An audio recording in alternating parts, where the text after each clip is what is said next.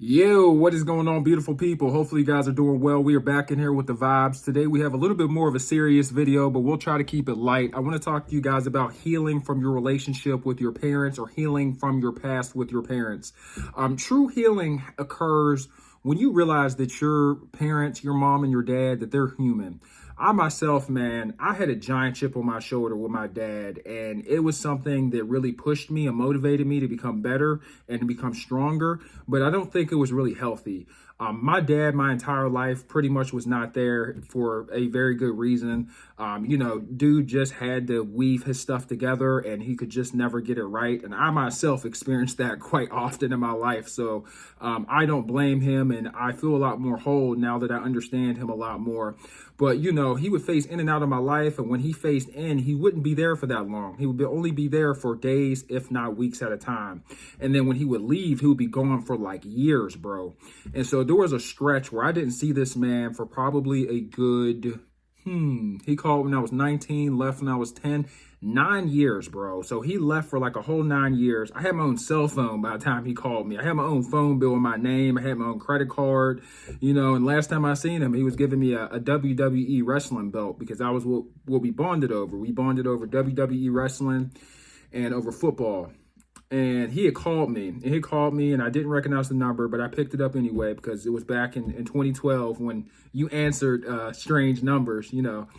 So I pick up the phone and he's like, "Hey, son, it's so good to see you." And we started talking, right? Now, at first, I was very excited to hear from him.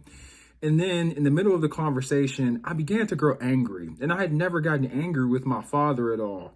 And he's going over, previous experiences that we had together. He's going over his relationship with my mom and how much he loved my mom, and telling me he loved my mother dearly and telling me about all these stories, some that I remember, some that I don't.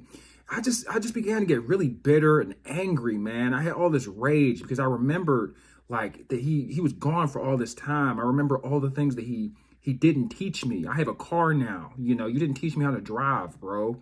You didn't teach me how to throw a football, how to ride a bike, any of that stuff. And I remembered that I have this heavy chip on my shoulder because of you, right? I began to lash out at him towards the end of the phone call because I didn't have enough mental maturity at the time to really have a good, healthy conversation, to heal and to have closure. And so I immediately started to lash out because when I was a lot younger, I wouldn't say I was a hothead. I would say I had a shorter fuse and I lacked patience because I wasn't an angry person, but I was very frustrated with my father. So, the end of the call just went south, bro. End of the call just went completely south. And here I am still to this day, 28 years old, still haven't heard from him, can't find him. I've called him multiple times. I don't have his number. I'm gonna try to keep searching for him so I can find him because I have a son. He's, my son's got to meet his real grandpa, right? That's pretty important to me, especially because I look like my dad. My son looks like me. We're all spitting images of each other. And I really want my son to have that experience. But as I've grown older and as I've had to battle life's challenges, the dragons that come up on my doorstep as a man, as a father, as a brother, as a boyfriend, there's so many things, man. I want to be great. As I'm battling through life, I'm realizing, bro, this is hard, especially as a parent. And, from the very beginning, when I was 25, when my son was born, I immediately began to forgive my father, my mother, my sister who raised me for half my life. All of these people who were my parental figures and my guardians, I used to judge them. I used to judge them because I thought that I could do better.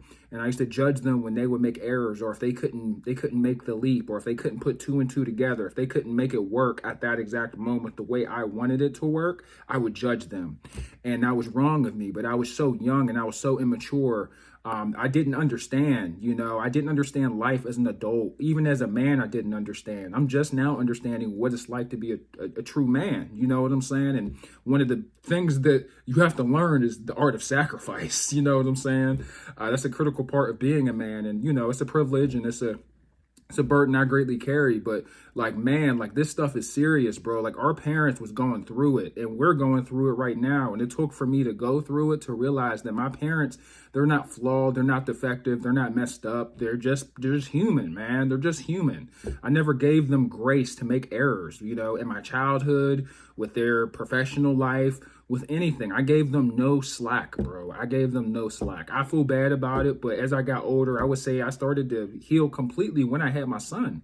It took for me to truly have a child to completely heal and to judge my parents fairly. You know, because at the end of the day, I stayed out of jail. I never went a day without eating. I graduated. I have a great head on my shoulders.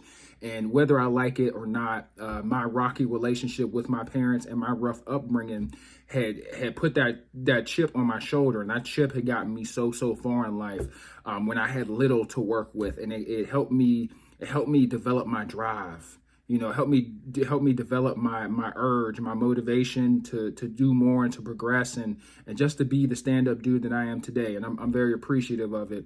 But I hope you guys have a good day. True healing occurs when you look at your parents as human beings and not so much as demigods. Because, you know, when you're younger, you think your parents could do anything, you know, like you think your dad is super dad and you think you're Superman and you think your mom is Wonder Woman.